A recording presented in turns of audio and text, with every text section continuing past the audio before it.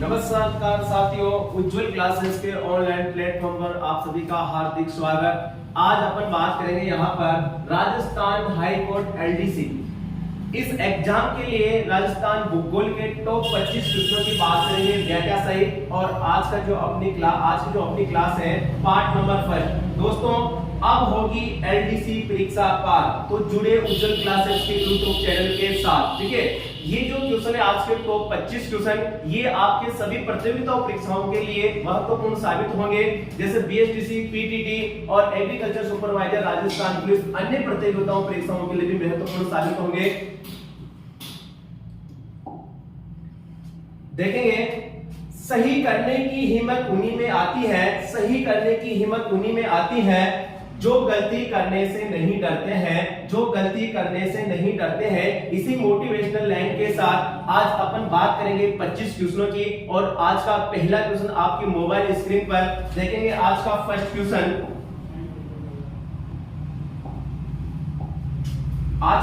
है दोस्तों, यहां से देखेंगे आप क्वेश्चन नंबर फर्स्ट। राजस्थान के निम्न जिलों को, बात को ध्यान से सुनेंगे, क्वेश्चन को ध्यान से पढ़ेंगे और फिर जवाब देने का प्रयास करेंगे।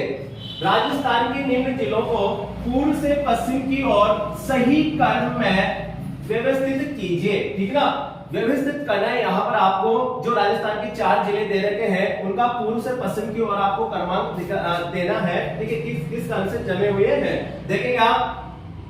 ऑप्शन है 12, नंबर 2 है टोंक, नंबर 3 है बाड़मेर, नंबर 4 है राजसमंद। ठीक है, इधर है आपके पास राजस्थान का मानचित्र। तो देखेंगे 12 नंबर 1 पर दे रखा है आपके 12, तो 12 डिस्ट्रिक्ट यहाँ पर है। ठीक है, नंबर 1 पर यहाँ पर है 12। सेकंड पर बात करेंगे टोंक, और यहाँ पर ये अपने पास है टोंक जिला नंबर 2 पर। नंबर 3 पर बात करेंगे बाड़मेर, और ये है अपना यहाँ पर बाड़मेर। ठीक है, नंबर 4 पर है राजसमंद, और ये यहाँ पर है राजसमंद। ठीक है, इनको पूर्व से पश्चिम, ये कौन सी दिशा हो जाएगी अपने पास पूर्व, और ये कौन सी दिशा हो जाएगी पश्चिम। ठीक है, तो पूर्व से पश्चिमी जिलों का कौन सा क्रम होगा, इसकी अपन यहाँ पर चर्चा करते हैं। तो देखते हैं नंबर 1 पर इधर है, पूर्व से बात करेंगे तो यहाँ पर है 12, नंबर 1 पर 12। ठीक है, नंबर 1 यहाँ पे 12 है, यहाँ भी 12 है, यहाँ भी नंबर 1 है, यहाँ भी नंबर 1 है। ठीक है, सेकंड पर है यहाँ पर कौन सा जाएगा टोंक, नंबर 2 पर टोंक आ जाएगा यहाँ पर। ठीक है, नंबर 2 पर टोंक, तो ये यहाँ तक टोंक, ये भी यहाँ पर नंबर 1 12, ये टोंक। नंबर 4 पर है यहाँ पर राजसमंद। ठीक है, नंबर 4 पर राजसमंद यहाँ पर है, और बाकी इनमें नहीं है। ठीक है, और यहाँ पर देखेंगे नंबर 3। ठीक है, सबसे पसंद की अगर बात की जाए इधर, तो यहाँ पर कौन सा रहा है बाड़मेर। ठीक है, ये है ये बाड़मेर, तो यहाँ से बी ऑप्शन सही हो जाएगा आपसे। जो जिले हैं 12, टोंक, बाड़मेर, राजसमंद, इनको अगर पूर्व से पश्चिम की ओर जमाते हैं, ठीक है, तो अपना यहाँ से राइट आंसर हो जाएगा। कहने का मतलब कि नंबर 1 पर 12, नंबर 2 पर टोंक, नंबर 3 पर, ठीक है, नंबर 3 पर कौन सा जाएगा राजसमंद, नंबर 4 पर कौन सा जाएगा आपका यहाँ पर बाड़मेर। ठीक है, तो बी ऑप्शन यहाँ से अपना सही हो जाएगा। ठीक है, बी ऑप्शन यहाँ से सही हो जाएगा। अगला क्वेश्चन, सेकंड क्वेश्चन है। सेकंड क्वेश्चन देखेंगे, एग्जाम की दृष्टि से वेरी इंपॉर्टेंट है दोस्तों। क्वेश्चन है यहाँ से, राष्ट्रीय झील संरक्षण कार्यक्रम के अंतर्गत राजस्थान की निम्नलिखित में से कौन सी झील शामिल नहीं है। ठीक है, जो राष्ट्रीय झील संरक्षण कार्यक्रम है इसके अंतर्गत राजस्थान की कौन सी झील शामिल नहीं है। ऑप्शन दे रखे आपके सामने। ऑप्शन ए है यहाँ पर फतेह सागर झील, ऑप्शन बी है नक्की झील, ऑप्शन सी है अन्ना सागर झील। ठीक है ना, अन्ना सागर झील, और ऑप्शन डी है यहाँ पर राजसमंद झील। ठीक है, तो यहाँ से राइट आंसर हो जाएगा अपना, कौन सा राइट आंसर होने वाला है यहाँ से डी नंबर। जो राजसमंद झील है, ये राजसमंद झील राष्ट्रीय झील संरक्षण के अंतर्गत नहीं आती है। ठीक है, फतेह सागर झील की बात करें, नक्की सागर झील की बात करें, अन्ना सागर झील की बात करें, ये तो राष्ट्रीय झील संरक्षण कार्यक्रम के अंतर्गत आती है, और राजसमंद जो झील है नहीं आते। देखिए दोस्तों, राजस्थान की 6 जिले, ठीक है, यहां पर बात कर लेते हैं अपन राष्ट्रीय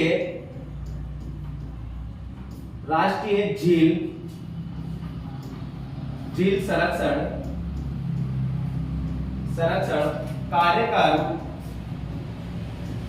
कार्यक्रम, इसकी बात करेंगे तो वन एवं पर्यावरण मंत्रालय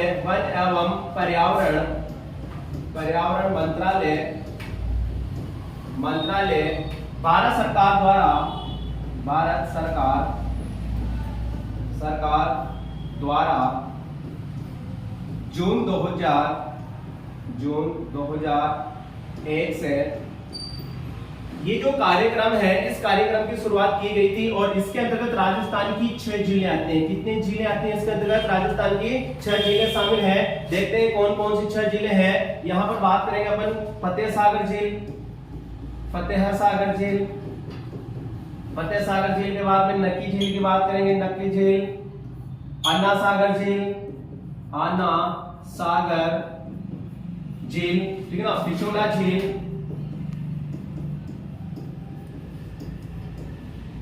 ठीक है। इसके बाद में देखेंगे यहाँ पर मान सागर झील,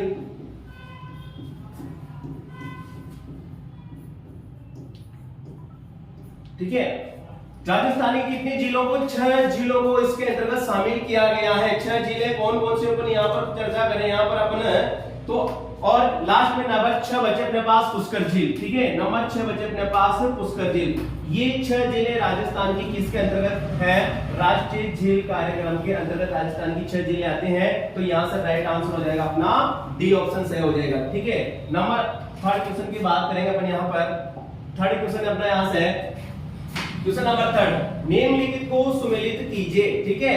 आपके यहाँ पर दे रखे हैं राजस्थान के प्राचीन नाम और इधर दे रखे हैं आधुनिक जिले, ठीक है। तो देखेंगे ए ऑप्शन देखेंगे यहाँ पर अनंतगोचर, बी देखेंगे स्वर्णगिरी, सी देखेंगे कांटल और डी देखेंगे अर्बुद। इधर दे रखे हैं आपके वर्तमान जिले या आधुनिक जिले की अब यहाँ पर बात करें अपन। तो देखिए जो कांटल है, कांटल के नाम से किसको जाना जाता है? प्रतापगढ़ को, ठीक है। तो सी में है बी, ठीक है ना, सी में सेकंड नंबर देखेंगे, यहाँ सी में सेकंड नंबर है, सी में यहाँ पर 4th है, इसको काट देंगे, ऑप्शन हो नहीं सकता सही, ठीक है। सी में यहाँ पर 3 है, ये भी नहीं हो सकता सही, यहाँ भी 3 है, ठीक है। तो कौन सा आंसर सही हो जाएगा आपका? यहाँ से बी वाला ऑप्शन सही हो जाएगा, ठीक है। देखेंगे इधर कि कांटल के नाम से प्रतापगढ़ को, अर्बुद के नाम से सिरोही को, ठीक है ना, स्वर्णगिरी, जालोर को और अनंत गोचर के नाम से किसको जाना जाता है? इधर देखेंगे आप सीकर को, ठीक है ना, इधर देखेंगे सीकर को। तो कौन सा आंसर सही हो जाएगा? यहाँ से बी आंसर सही हो जाएगा, ठीक है। बी आंसर यहाँ से अपना सही हो जाएगा। नेक्स्ट क्वेश्चन है अपना,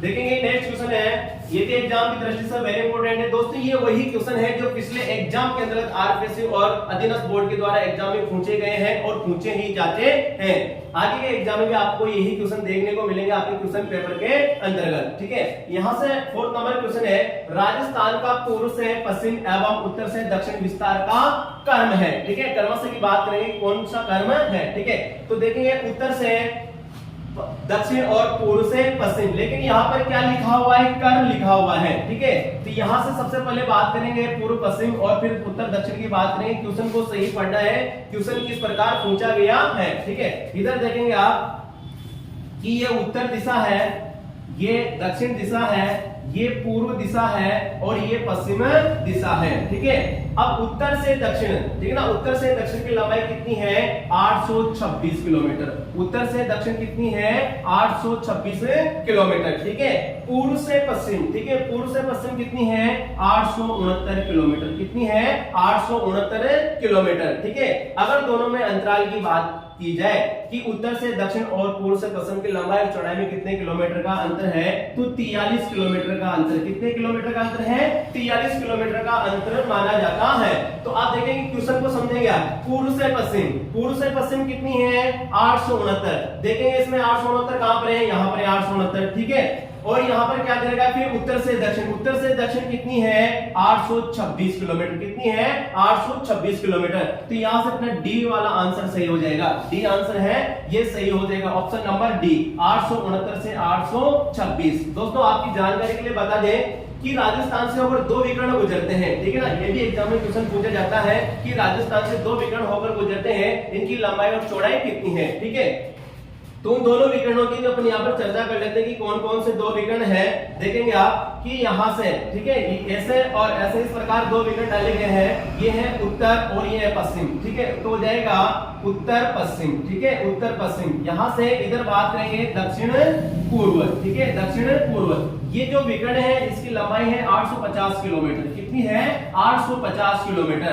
दूसरे विकर्ण की बात करेंगे अपन यहाँ पर, इधर है दक्षिण और इधर है, सॉरी, इधर है पश्चिम और इधर है दक्षिण। ये हो जाएगा दक्षिण पश्चिम, ठीक है, ये हो जाएगा अपना दक्षिण पश्चिम, ठीक है। और इधर ये उत्तर है और ये है पूर्व, इधर हो जाएगा उत्तर पूर्व। इसकी अगर लंबाई की बात की जाए तो 784 किलोमीटर। कितनी है? 784 किलोमीटर। बहुत सी बार क्वेश्चन यही पूछ लिया जाता है कि जो राजस्थान के विकर्ण है, इन विकर्णों में जो इनकी लंबाई चौड़ाई में कितने अंतर माना जाता है, तो कितने किलोमीटर का अंतराल है? 66 किलोमीटर का, ठीक है ना। इन दोनों के बीच में कितने किलोमीटर का? 66 किलोमीटर का अंतराल माना जाता है। नेक्स्ट क्वेश्चन है क्वेश्चन नंबर 5। क्वेश्चन नंबर 5 की बात करेंगे अपन यहाँ पर, देखेंगे आप क्वेश्चन नंबर 5, निम्नलिखित में से उब्बड़ पट्टी के विस्तार वाले जिलों का सही युग्म है, ठीक है दोस्तों। यहां से एग्जाम में क्वेश्चन पूछा जाता है कि जो कुब्बड़ पट्टी है, इस कुब्बड़ पट्टी का विस्तार कहां से कहां तक है, या राजस्थान के कौन कौन से जिलों में है, और इस कुब्बड़ पट्टी का संबंध किससे माना जाता है। तो देखेंगे आप कि कुब्बड़ पट्टी, ठीक है, अजमेर राजसमंद, ए ऑप्शन दे रखा है आपके सामने अजमेर राजसमंद, बी ऑप्शन दे रखा है अजमेर पाली, सी ऑप्शन दे रखा है यहाँ पर अजमेर नागौर, और डी दे रखा है आपसे नागौर और बीकानेर। जो कुब्बड़ पट्टी है, इस कुब्बड़ पट्टी के विस्तार की अगर बात की जाए तो ये है नागौर और अजमेर, ठीक है ना। अजमेर नागौर के बीच में है। कहाँ है? अजमेर और नागौर के बीच में बात करते हैं यहाँ पर कुब्बड़ पट्टी की। कुब्बड़ पट्टी, कुब्बड़ पट्टी, इस कुब्बड़ पट्टी का विस्तार अजमेर नागौर के बीच में है, अजमेर और नागौर के बीच में है, नागौर के बीच में है, ठीक है। तो देखिए कुब्बड़ पट्टी का संबंध है, ये भूगर्भिक जल पट्टी है, ठीक ना, फ्लोराइड युक्त जल से भूगर्भिक जल पट्टी, ठीक है। आप देखेंगे फ्लोराइड युक्त से संबंधित भूगर्भ जल पट्टी है कौन सी? कुब्बड़ पट्टी। तो फ्लोराइड युक्त जल पीने से कौन सा रोग हो जाता है? फ्लोरोसिस रोग हो जाता है, ठीक है। कौन सा रोग हो जाता है? फ्लोरोसिस रोग हो जाता है। इस जल को पीने से फ्लोरोसिस रोग हो जाता है, ठीक है। अब इस रोग के कौन कौन से लक्षण हैं? तो इस रोग के लक्षण है जो दांत है, दांतों का पीला पड़ना, ठीक है, जो दांत है, दांत पीले पड़ जाते हैं। आगे देखेंगे कि जो हड्डियां हैं, हड्डियों का टेढ़ापन होना, इस भूगर्भिक जल पट्टी जो फ्लोराइड युक्त जल है, इसे पीने के लक्षण है। आगे देखेंगे एक और पट्टी है बांका पट्टी, ठीक है, बांका पट्टी, ठीक है, बांका पट्टी। बांका पट्टी की बात करेंगे कि ये भी एक भूगर्भिक जल पट्टी मानी जाती है, ठीक है, ये भी एक भूगर्भिक जल पट्टी मानी जाती है, ठीक है। और इसका विस्तार, ठीक है, कहां से कहां तक है? तो नागौर क्षेत्र में, ठीक है ना, कहां से? नागौर क्षेत्र के गच्छीपुरा से, नागौर क्षेत्र के कहां से? गच्छीपुरा से कहां तक है? मकराना तक, ठीक है ना। नागौर के गच्छीपुरा से मकराना के बीच में किस पट्टी का? बांका पट्टी का। और बांका पट्टी का संबंध भी किससे है? भूगर्भिक जल पट्टी से माना जाता है। दोस्तों जो कुब्बड़ पट्टी है, यहाँ पर 10 ppm, ठीक ना, 10 ppm युक्त फ्लोराइड जल पाया जाता है। 10 ppm से युक्त फ्लोराइड जल कहां पर पाया जाता है? कुब्बड़ पट्टी में, ठीक है। बांका पट्टी की भी बात कर ली उन्होंने कि इसका संबंध भी किससे माना जाता है? फ्लोराइड युक्त जल से, ठीक है। लेकिन इसका विस्तार नागौर क्षेत्र के गच्छीपुरा से मकराना के बीच में है। आगे बताएंगे आप जो हार्डपन है, इसका संबंध किससे माना जाता है? हार्डपन का संबंध किससे माना जाता है? इस क्वेश्चन का जवाब आप कमेंट बॉक्स में कमेंट करके दे कि जो हार्डपन है, ठीक है, इसका ये किससे संबंधित है, और इसका जवाब राजस्थान के किन जिलों के बीच में पाया जाता है, ठीक है। नेक्स्ट क्वेश्चन है अपना यहां से क्वेश्चन नंबर 6, ठीक है, एग्जाम की दृष्टि से वेरी इंपॉर्टेंट है। निम्नलिखित में से बरवाड़ा व बिलाली श्रेणियां स्थित है, ठीक है। जो बरवाड़ा और जो बिलाली श्रेणियां है, ठीक है, ये कौन सी श्रेणियां है? ठीक है, पर्वत श्रेणियों की बात करेंगे, पर्वत चोटियों की बात करेंगे। क्या ये पर्वत चोटियां है? तो ये कहां पर स्थित है? तो देखेंगे आप, आ ऑप्शन है यहाँ पर मध्य अरावली, बी ऑप्शन है पश्चिमी अरावली, सी ऑप्शन है आपके पास दक्षिणी अरावली, डी ऑप्शन है आपके पास उत्तरी अरावली, ठीक है। अब सबसे पहले ये बात करेंगे अपन यहाँ पर कि जो अरावली पर्वतमाला है, ठीक है, जो अरावली पर्वतमाला है,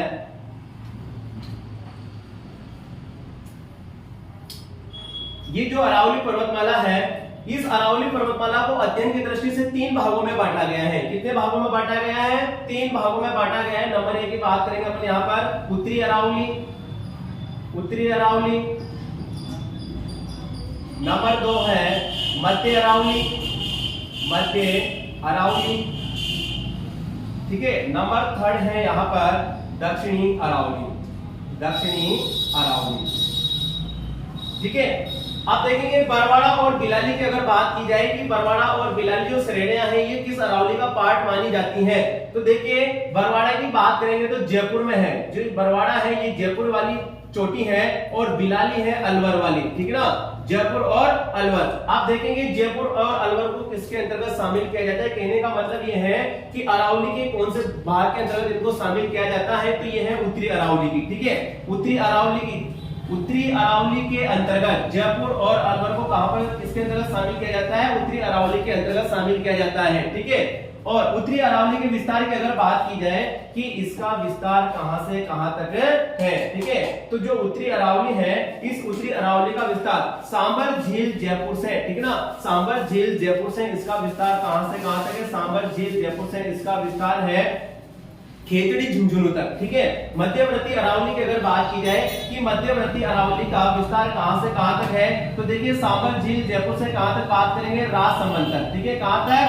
राजसमंद तक। सांबर झील जयपुर से राजसमंद तक, यहां से लेकर यहां तक, इस बीच वाला पार्ट मध्य अरावली कहलाएगा। कहने का मतलब यह है कि सांबर झील जयपुर से देवगढ़ तहसील या देवगढ़ की पहाड़ियां, ठीक है, इसके अंतर्गत कौन सा भाग है? मध्य अरावली। और दक्षिण अरावली की बात करें अपन यहाँ पर तो राजसमंद देवगढ़ की पहाड़ियों से लेकर आबू रोड माउंट आबू सिरोही तक, ठीक है ना, कौन सी अरावली है? दक्षिणी अरावली। तो यहाँ से अपना राइट आंसर क्या हो जाएगा? उत्तरी अरावली। यहाँ से राइट आंसर हो जाएगा अपना उत्तरी अरावली, ठीक है।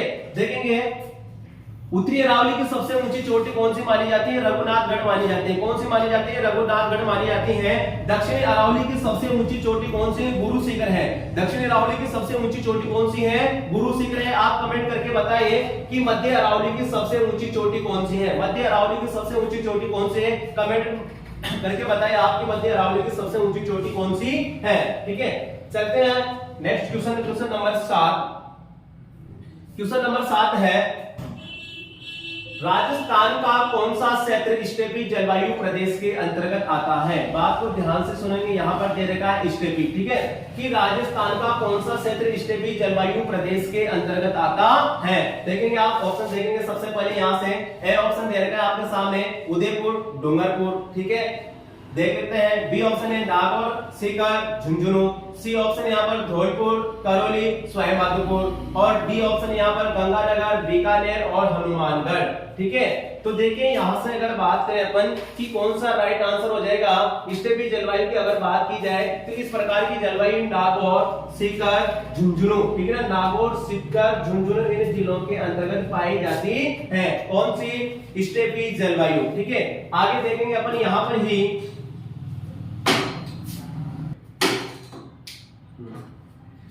देखेंगे जो ये क्वेश्चन है यहाँ से अपना बी आंसर सही हो जाएगा। बी आंसर सही हो जाएगा। देखते अपन कि राष्ट्रीय एटलस के अनुसार, ठीक है, राष्ट्रीय एटलस के अनुसार देखेंगे आप राष्ट्रीय एटलस के अनुसार राजस्थान को 5 जलवायु प्रदेशों में बांटा गया है। राष्ट्रीय एटलस के अनुसार राजस्थान को 5 जलवायु प्रदेशों में बांटा गया है। देखते हैं 5 जलवायु प्रदेश कौन कौन से हैं यहाँ पर, ठीक है। नंबर 1 की बात करेंगे अपन यहाँ पर शुष्क जलवायु प्रदेश। शुष्क जलवायु प्रदेश किसके अनुसार बात करेंगे? राष्ट्रीय एटलस के अनुसार बात करें तो राजस्थान को 5 जलवायु प्रदेशों में बांटा गया है। शुष्क जलवायु प्रदेश। नंबर 2 अर्ध शुष्क जलवायु प्रदेश। अर्ध शुष्क जलवायु प्रदेश, ठीक है ना, अर्ध शुष्क जलवायु प्रदेश। नंबर 3 पर बात करेंगे अपन यहाँ पर उप आर्द्र जलवायु प्रदेश। नंबर 4 पर बात करेंगे आर्द्र जलवायु प्रदेश। आर्द्र जलवायु प्रदेश, आर्द्र जलवायु प्रदेश। और नंबर 5 पर बात करेंगे अपन यहाँ पर अति आर्द्र जलवायु प्रदेश। अति आर्द्र जलवायु प्रदेश, ठीक है। किसके अनुसार बात की? राष्ट्रीय एटलस के अनुसार राजस्थान को 5 जलवायु प्रदेशों में बांटा गया है, ठीक है। जबकि अपन यहाँ पर बात करें तापमान व वर्षा के आधार पर, ठीक है ना, तापमान व वर्षा के आधार पर, तापमान व वर्षा के आधार पर राजस्थान को 4 जलवायु प्रदेशों में बांटा गया है। तापमान व वर्षा के आधार पर राजस्थान को 4 जलवायु प्रदेशों में बांटा गया है। नंबर 1 देखेंगे आप यहाँ पर, नंबर 1 है शुष्क जलवायु प्रदेश, शुष्क जलवायु प्रदेश, ठीक है, शुष्क जलवायु प्रदेश। नंबर 2 है अर्ध शुष्क जलवायु प्रदेश, अर्ध शुष्क जलवायु प्रदेश। नंबर 3 है आर्द्र जलवायु प्रदेश, आर्द्र जलवायु प्रदेश, ठीक है। और नंबर 4 है अति आर्द्र जलवायु प्रदेश, अति आर्द्र जलवायु प्रदेश। देखेंगे आप कि यहाँ पर तो बात करें कि राष्ट्रीय एयरलस के अनुसार राजस्थान को 5 जलवायु प्रदेशों में बांटा गया है। जबकि माध्यमिक शिक्षा बोर्ड कक्षा 11 की किताब के अनुसार बात की जाए, जो राजस्थान जो कक्षा 11 के अंतर्गत भूगोल चलती है, उसके अनुसार बात की जाए, उसके पेज नंबर 244 पर देखेंगे आप, ये लाइन लिखी हुई वहां पर कि तापमान व वर्षा के आधार पर राजस्थान को 4 जलवायु प्रदेशों में बांटा गया है। माध्यमिक शिक्षा बोर्ड कक्षा 11 की किताब के अनुसार यहाँ पर बात करें, पेज नंबर 244 में देख सकते हैं आप कि तापमान व वर्षा के आधार पर राजस्थान को 4 जलवायु प्रदेशों में बांटा गया है, शुष्क, अर्ध शुष्क, आर्द्र और अति आर्द्र, ठीक है। तो यहां से अपना जो क्वेश्चन का राइट आंसर हो जाता है वो हो जाता है बी, नागौर, सीकर और झुंझुनू।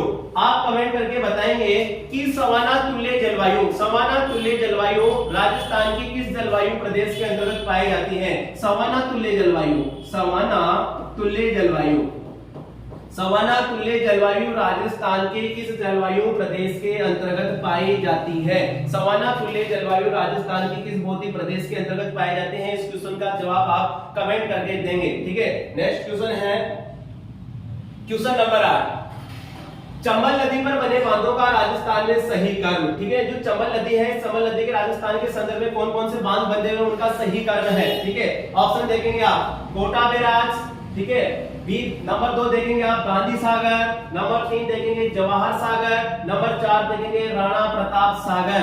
लेकिन क्वेश्चन क्या है, क्वेश्चन किस प्रकार पूछा गया है, क्वेश्चन की लैंग्वेज पर ध्यान देंगे आप। चंबल नदी पर बने बांधों का राजस्थान में कर्म होगा, ठीक है। तो देखेंगे 1 नंबर पर दे रखा है कोटा बैराज, नंबर 2 पर दे रखा है गांधी सागर, नंबर 3 पर दे रखा है जवाहर सागर, नंबर 4 पर दे रखा है आपका राणा प्रताप सागर। राजस्थान के संदर्भ में, राजस्थान के संदर्भ में बात करेंगे यहाँ पर, ठीक है। तो देखिए केवल 1 और 4, ठीक है, केवल 1 और 4, 1 और 4, ठीक है। यहां पर बात करेंगे 1 2 3 4, ये तो यहां पर ही गलत हो जाएगा, ठीक है। नंबर 3 देखेंगे आप, सी ऑप्शन देखेंगे 1 4 और 3, ठीक है। लेकिन और डी ऑप्शन देखेंगे 4 3 1। अब देखेंगे क्वेश्चन को पढ़ेंगे आप यहां से कि चंबल नदी पर बने बांधों का राजस्थान में सही कर्म होगा। देखते हैं अपन यहाँ पर, सबसे पहले आप ये बताएंगे कि जो चंबल नदी है, इस चंबल नदी का उद्गम कहां से होता है, ठीक है ना। चंबल नदी का उद्गम कहां से होता है? तो जाना पाऊ की पहाड़ियों से, ठीक है ना। कहां से? जाना पाऊ की पहाड़ियां, जाना पाऊ की पहाड़ियां, ठीक है। कहां से होता है इसका उद्गम? जाना पाऊ की पहाड़ियां, विंध्यन श्रेणी, ठीक है। कहां से? महू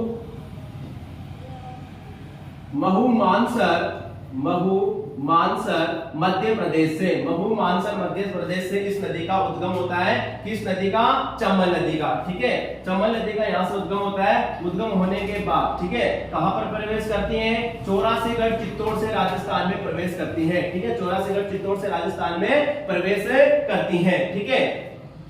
आगे देखेंगे यहाँ पर यमुना नदी में मिल जाती है, ठीक है। यमुना नदी में कहां पर मिल जाती है? मुरादगंज, इटावा, यूपी, ठीक है। यहां पर किसमें मिल जाती है? यमुना में मिल जाती है, ठीक है। अब देखेंगे क्वेश्चन क्या पूछा गया है आपसे। क्वेश्चन ये पूछा गया है कि जो चंबल नदी है, इस चंबल नदी पर जो बांध बने हैं, इनका राजस्थान के संदर्भ में सही कर्म होगा, ठीक है। तो अपन यहाँ पर राजस्थान के संदर्भ में ही बात करते हैं। जो गांधी सागर बांध है, ये गांधी सागर बांध, ठीक है। गांधी सागर बांध कहां पर है?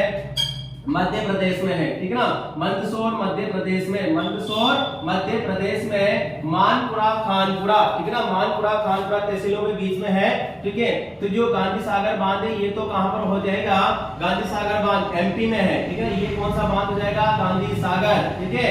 इसके बाद में आगे चले अपने यहाँ पर, ठीक है, गांधी सागर के बाद में राणा प्रताप सागर बांध, ठीक है, राणा प्रताप सागर बांध, राणा प्रताप सागर बांध, राणा प्रताप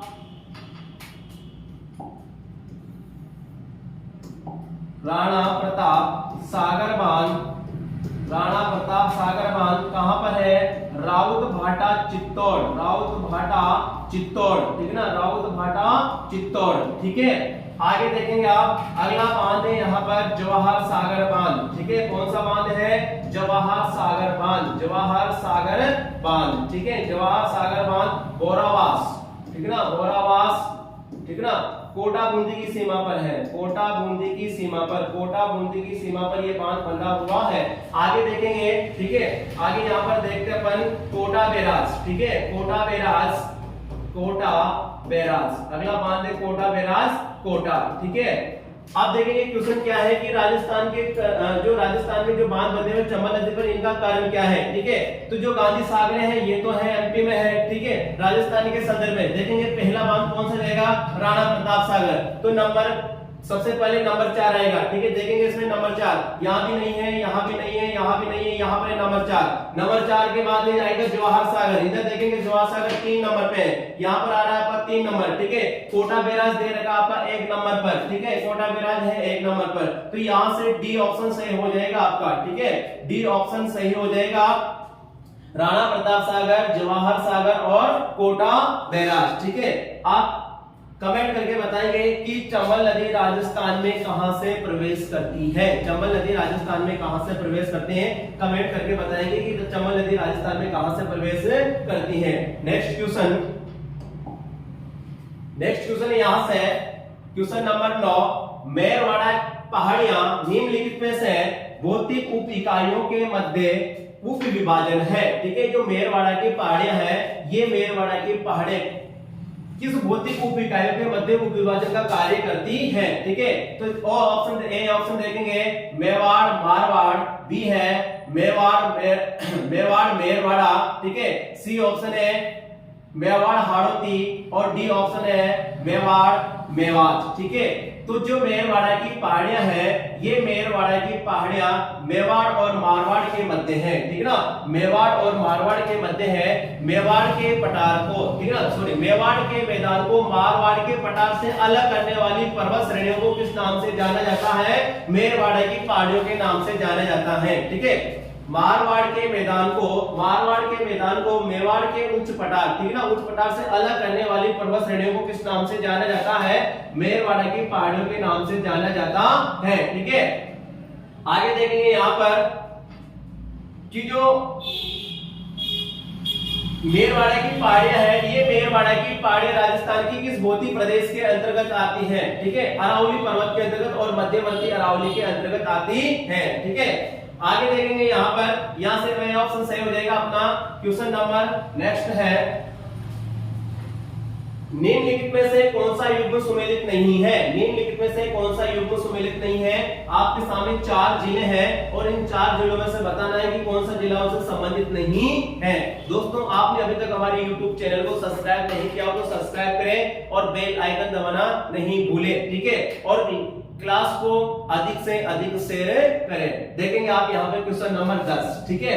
क्वेश्चन नंबर 10 में पीतमपुरी झील सीकर, सिलिसेट झील अलवर, सी ऑप्शन है बिसलसर झील टॉप और डी है एडवर्ड सागर झील डूंगरपुर। देखेंगे आप, ए ऑप्शन है पीतमपुर झील, ठीक है ना, पीतमपुरी जो झील है सीकर में, बिल्कुल सही है, और मीठे पानी की झील है, किस पानी की झील है, मीठे पानी की झील है, ठीक है। कौन सी झील मानी जाती है दोस्तों, मीठे पानी की झील मानी जाती है। सिलिसेट झील, सिलिसेट झील कहां पर है, अलवर में है, ठीक है, सिलिसेट झील भी कहां पर है, अलवर में है और मीठे पानी की झील मानी जाती है, ठीक है। किस प्रकार की है, मीठे पानी की झील है, ठीक है।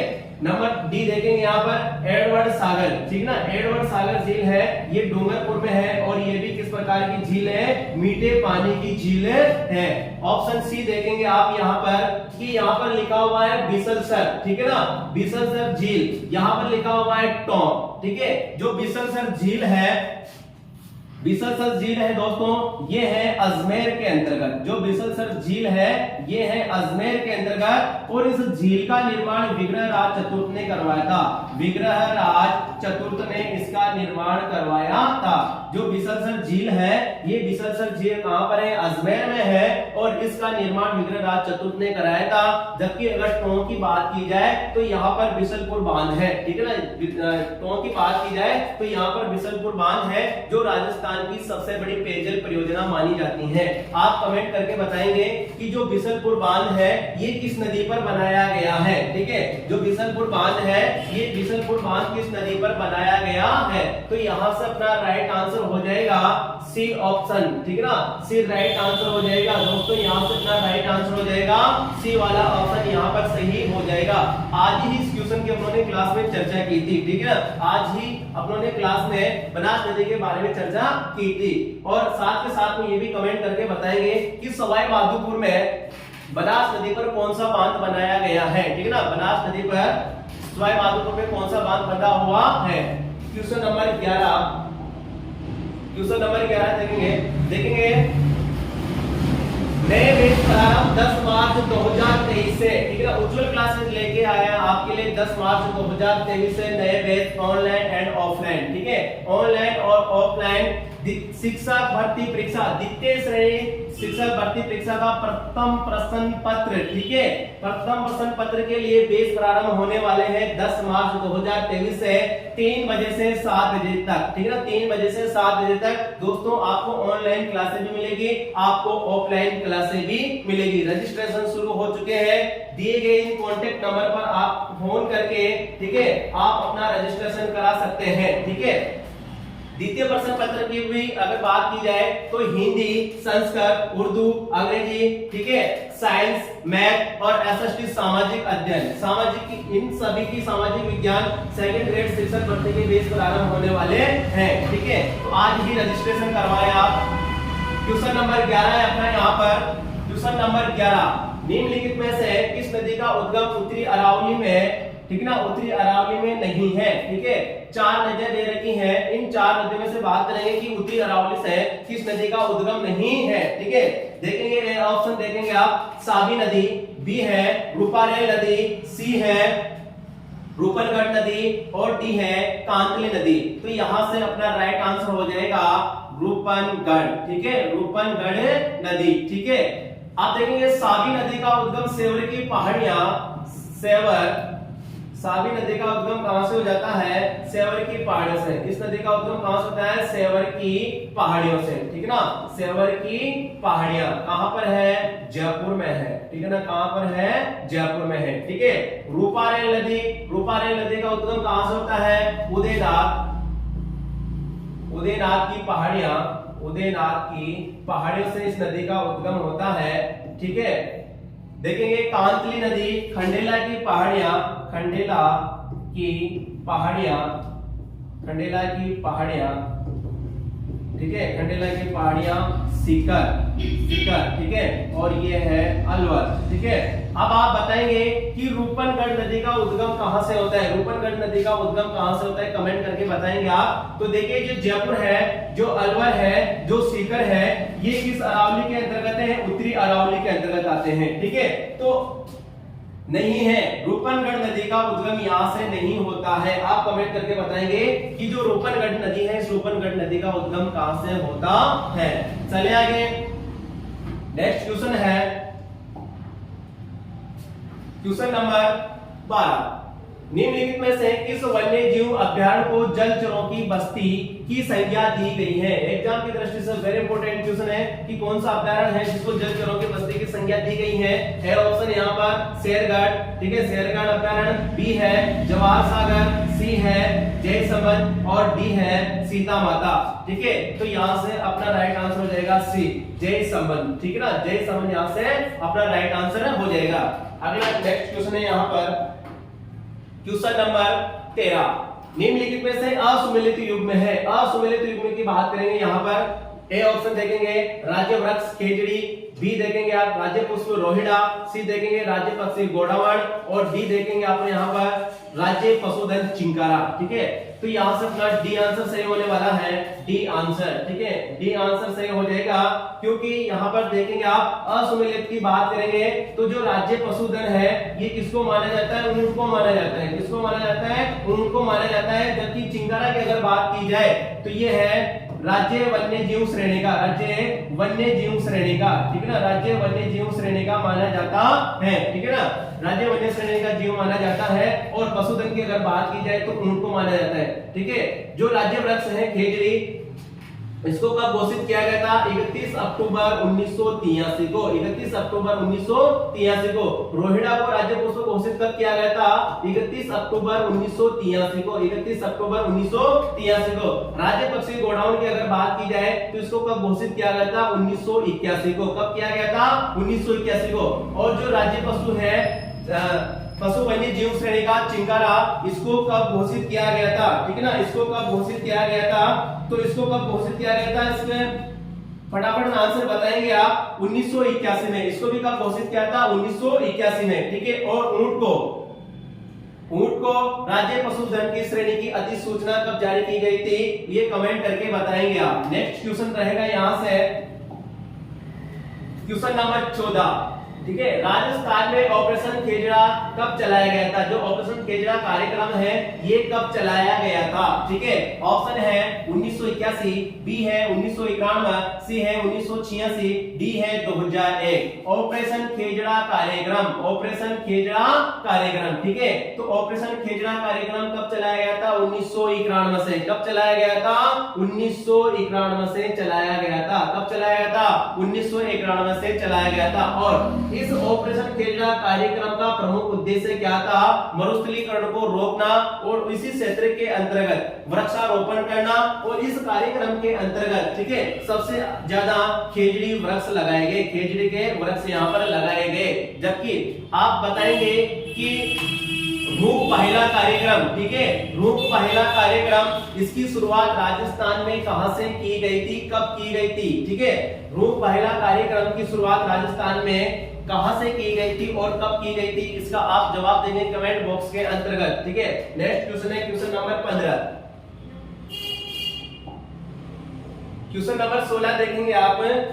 क्वेश्चन नंबर 15 गायब हो चुका है, 16 देखेंगे आप 16। क्वेश्चन नंबर 16, राजस्थान की आकृति विषम कोणीय चतुर्भुज है, इसके बारे में सर्वप्रथम किसने बताया था। देखेंगे कि जो राजस्थान की आकृति है ये किस प्रकार की है, विषम कोणीय चतुर्भुज या पतंगाकार। ठीक है, पतंगाकार। ठीक है, इस आकृति को बताने वाला पहला विद्वान कौन था, टी.एच. हैंडले। ठीक है, पहला विद्वान कौन था, टी.एच. हैंडले था। कौन था, टी.एच. हैंडले। डी ऑप्शन सही हो जाएगा, यहां से आपका डी ऑप्शन सही हो जाएगा। ठीक है, TH. Handle.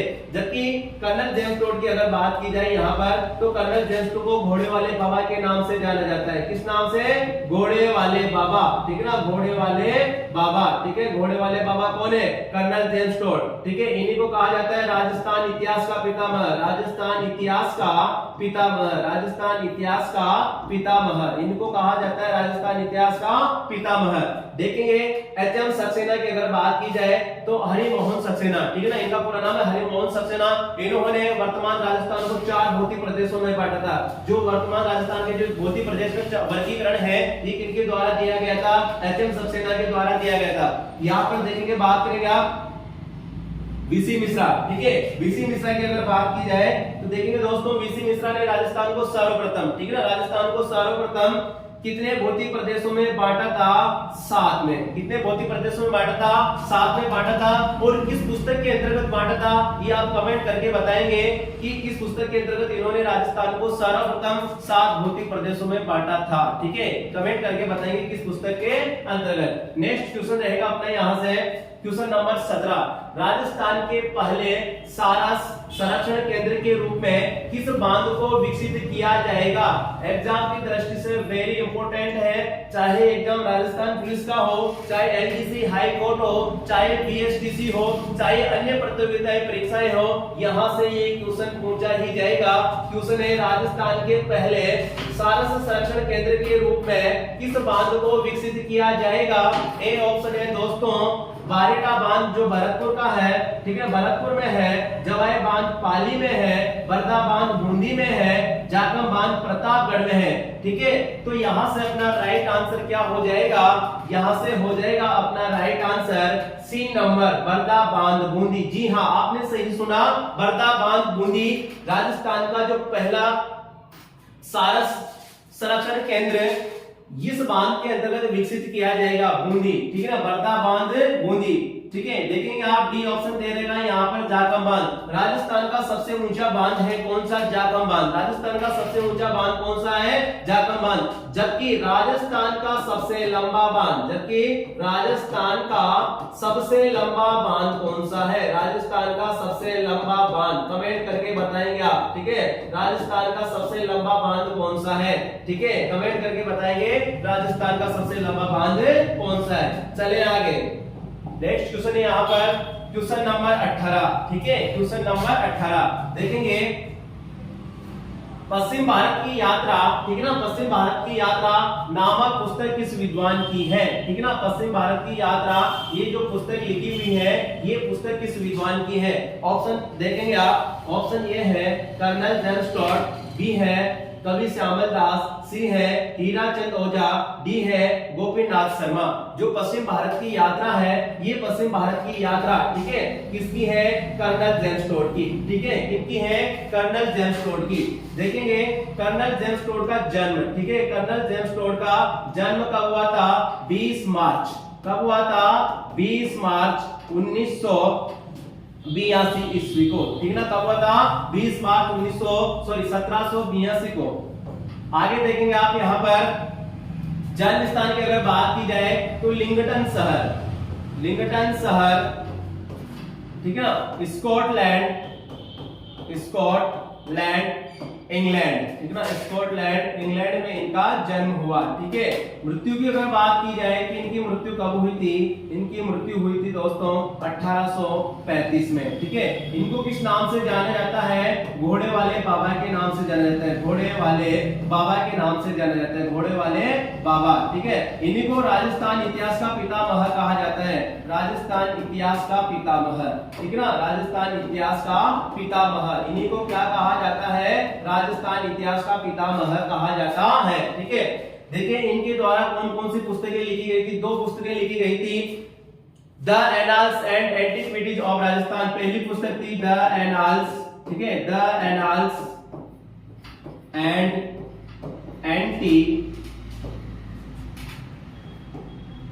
Antiquities, the annals and antiquities of Rajasthan, ठीक है। कब प्रकाशित हुई? 1829 में। कब प्रकाशित हुई? 1829 में प्रकाशित हुई। इनकी दूसरी पुस्तक थी पश्चिम भारत की यात्रा, पश्चिम भारत की यात्रा, पश्चिम भारत की यात्रा।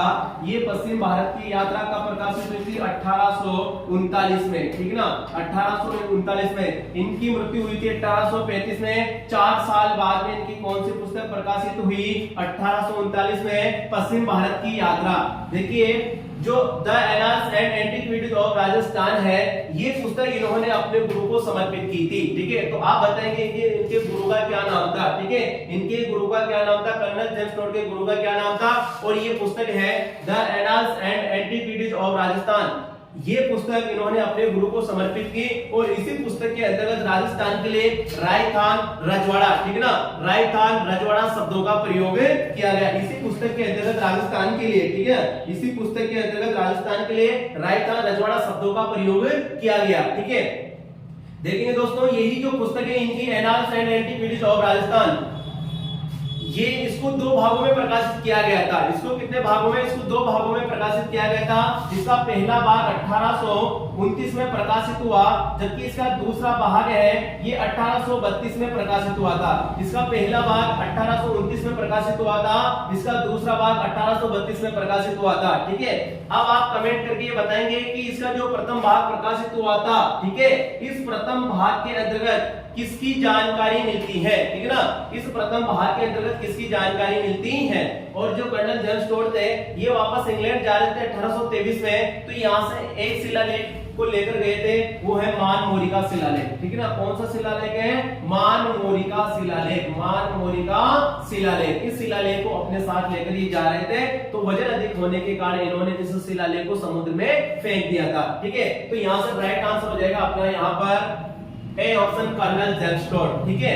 कमेंट करके बताएंगे आपकी जो इसका जो प्रथम भाग था 1829 में प्रकाशित हुआ था, इसमें किसके बारे में जानकारी मिलती है, किसका उल्लेख मिलता है, ठीक है। नेक्स्ट क्वेश्चन है, देखेंगे next question 19 number question, very important question है। राजस्थान के लिए रजवाड़ा रायथान शब्द का प्रयोग कर्नल जेम्स टोड ने किस वर्ष में किया था। अभी अपनों ने पिछले ही क्वेश्चन में इसकी पूर्ण रूप से चर्चा की थी, ठीक है।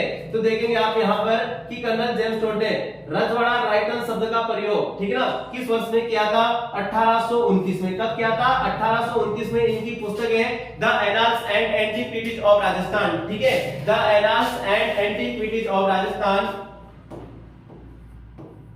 the annals and antiquities of Rajasthan, ठीक है। The annals and antiquities of Rajasthan, ये पुस्तक 1829 में प्रकाशित हुई, ठीक है। और इसी पुस्तक के अंतर्गत रजवाड़ा, ठीक है, इसी पुस्तक के अंतर्गत रजवाड़ा, ठीक है, रजवाड़ा, ठीक है, रायथान, ठीक है, रायथान, राजस्थान, इन शब्दों का उल्लेख मिलता है, ठीक है ना, इन शब्दों का उल्लेख मिलता है। कर्नल जेम्स टोड ने पुरानी बहियों के आधार पर राजस्थान को रजवाड़ा और रायथान कहा, ठीक है। आगे देखेंगे आप यहाँ पर कि जो ये पुस्तक है, ये पुस्तक दो भागों में, ठीक है ना, दो चरणों में प्रकाशित हुई थी। पहला चरण 1829 में, दूसरा 1832 में, ठीक है। प्रथम चरण के अंतर्गत राजपुताना की भौगोलिक स्थिति के बारे में जानकारी मिलती है और मेवाड़ के इतिहास के बारे में इसकी जानकारी मिलती है इस भाग के अंतर्गत, ठीक है। द्वितीय भाग का प्रकाशित हुआ था 1832 में, ठीक है। तो द्वितीय भाग में किसकी जानकारी मिलती है, ये आप कमेंट करके बताएंगे कि द्वितीय भाग जो 1832 में प्रकाशित हुआ था, इसमें किसकी जानकारी मिलती है। यहां देखेंगे आप 1800 ईस्वी, ठीक है। 1800 ईस्वी की बात करें तो जॉर्ज थॉमस, ठीक है ना, जॉर्ज थॉमस ने राजस्थान के लिए राजपुताना शब्द का प्रयोग किया था। जॉर्ज थॉमस के द्वारा राजस्थान के लिए राजपुताना शब्द का प्रयोग किया गया था। कब, 1800 में। यहां से अपना राइट आंसर हो जाएगा बी वाला। नेक्स्ट क्वेश्चन है अपना यहाँ पर क्वेश्चन नंबर 20, राजस्थान का क्षेत्रफल, ठीक है ना, राजस्थान का क्षेत्रफल डॉट डॉट से 11 गुना बड़ा है जिस स्थान की पूर्ति करे, ठीक है। बहुत ही महत्वपूर्ण क्वेश्चन है, एग्जाम की दृष्टि से इंपॉर्टेंट क्वेश्चन है। देखेंगे आप कि राजस्थान का क्षेत्रफल, ठीक है ना, 11 गुना बड़ा है, ठीक है। तो इजराइल ए ऑप्शन दे रखा है, इजराइल, बी दे रखा है श्रीलंका, सी दे रखा है जर्मनी और डी दे रखा है बेल्जियम, ठीक है। तो यहां से अपना राइट आंसर हो जाएगा बेल्जियम, ठीक है ना, बेल्जियम। यहां से डी ऑप्शन सही हो जाएगा, बेल्जियम, ठीक है। तो राजस्थान का क्षेत्रफल बेल्जियम से 11 गुना बड़ा है, ठीक है। चले आगे, नेक्स्ट क्वेश्चन है अपना यहाँ पर क्वेश्चन नंबर 21। क्वेश्चन नंबर 21 है, वेरी इंपॉर्टेंट क्वेश्चन है दोस्तों। राजहंस किस जिले का प्रतीक चिन्ह है। यहां से एग्जाम में क्वेश्चन पूछा ही जाता है, यहां से एग्जाम में क्वेश्चन ही पूछा जाता है। राजहंस, ठीक है, राजहंस कहां का है, नागौर का है, ठीक है। राजहंस कहां का है, नागौर का है। भीलवाड़ा का क्या है, भीलवाड़ा का है हंस, ठीक है ना, सॉरी, टोंक का है हंस, भीलवाड़ा का है मोर, ठीक है। और अजमेर का है खरमोर, ठीक है ना, अजमेर का है खरमोर। आप बताएंगे बूंदी का, ठीक है ना, बूंदी का शुभंकर क्या है, ठीक है ना, बूंदी जिले का शुभंकर क्या है, बूंदी जिले का शुभंकर, बूंदी जिले का शुभंकर, बूंदी जिले का शुभंकर क्या है, कमेंट करके बताएंगे आप, ठीक है ना, कमेंट करके बताएंगे बूंदी जिले का शुभंकर क्या है, ठीक है।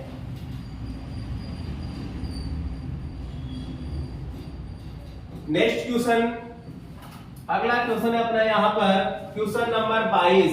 अलवर व भरतपुर जिलों में मेवात क्षेत्रीय विकास कार्यक्रम क्रियान्वित किया जा रहा है, इसकी शुरुआत कब हुई थी? ठीक है, इसकी बात करेंगे अपन यहाँ पर मेवात क्षेत्रीय विकास कार्यक्रम। ठीक है, तो इसकी शुरुआत हुई थी दोस्तों, ए ऑप्शन देखेंगे आप 1987-88, बी देखेंगे 1982-83, सी देखेंगे 94-95, डी देखेंगे 2004-05। ठीक है, तो यहाँ से ए ऑप्शन सही हो जाएगा 1987-88।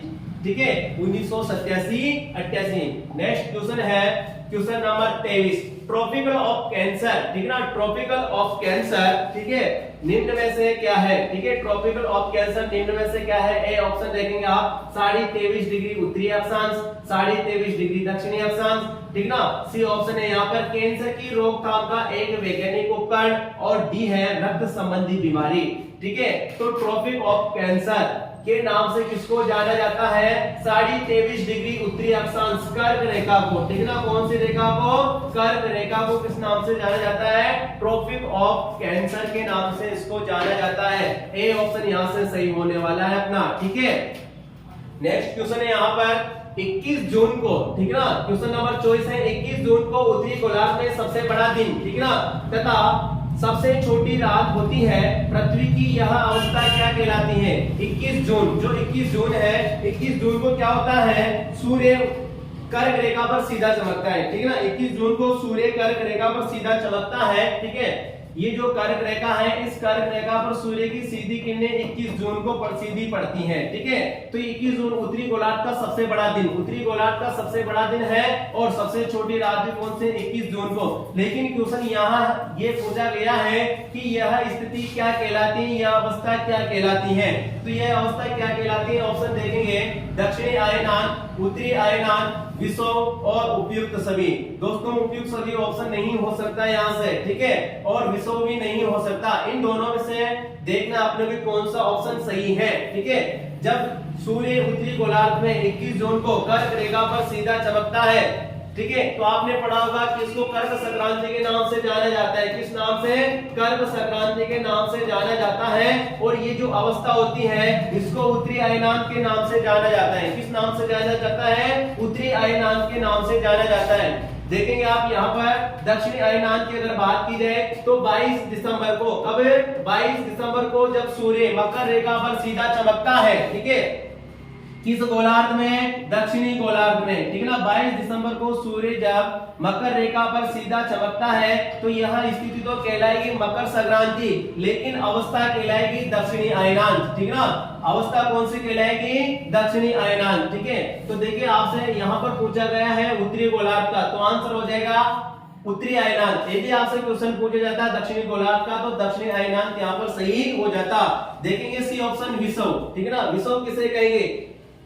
विषुव कहेंगे 23 सितंबर और 21 मार्च। ठीक है ना, 23 सितंबर और 21 मार्च, 23 सितंबर और 21 मार्च को जब सूर्य भूमध्य रेखा पर सीधा चमकता है, तो यह स्थिति क्या कहलाती है? यह स्थिति कहलाती है विषुव। ठीक है ना, कौन सी कहलाती है? विषुव। और 23 सितंबर वाली स्थिति को शरद विषुव के नाम से जाना जाता है, जबकि 21 मार्च वाली स्थिति को किस नाम से जाना जाता है? कमेंट बॉक्स में कमेंट करके बताएंगे कि 21 मार्च वाली स्थिति को किस नाम से जाना जाता है। नेक्स्ट क्वेश्चन है अपना यहाँ पर क्वेश्चन नंबर 25। ठीक है, वन्य जीव अभ्यारण्य एवं स्थान सुमेलित कीजिए। ठीक है ना, वन्य जीव अभ्यारण्य दे रखे हैं और आपको स्थान दे रखे हैं, जिले दे रखे हैं, इनको सही क्रम में जमाना है आपको। ठीक है, देखेंगे क्वेश्चन नंबर 25, जो आज के सेशन का लास्ट क्वेश्चन है। और अभी तक आपने हमारी YouTube चैनल को सब्सक्राइब नहीं किया है तो सब्सक्राइब करें। ठीक है, और इसी के साथ साथ जो ग्रुपी बाय विजय सर जो YouTube चैनल है, इसको भी आप सब्सक्राइब कर लें। ठीक है, देखेंगे आप वन्य जीव अभ्यारण्य। ठीक है, वन्य जीव अभ्यारण्य और इधर स्थान है राष्ट्रीय मरु राष्ट्रीय उद्यान, ताल छापर, फुलवारी की नाल। देखिए यहाँ पर फुलवारी दे रखा है, फुलवारी करेंगे, फुलवारी की नाल और बंदबारेटा। देखेंगे आप जो राष्ट्रीय मरु उद्यान है ये है जैसलमेर में, ए में 3 हो जाएगा। ठीक है ना, ए में 3 यहाँ पर दिखाई दे रहा है आपको यहाँ पर। ठीक है, ए में 3 यहाँ पर दिखाई दे रहा है, बाकी नहीं, तो ये गलत हो जाएगा। ठीक है, ये वाला भी इसको भी काट देंगे,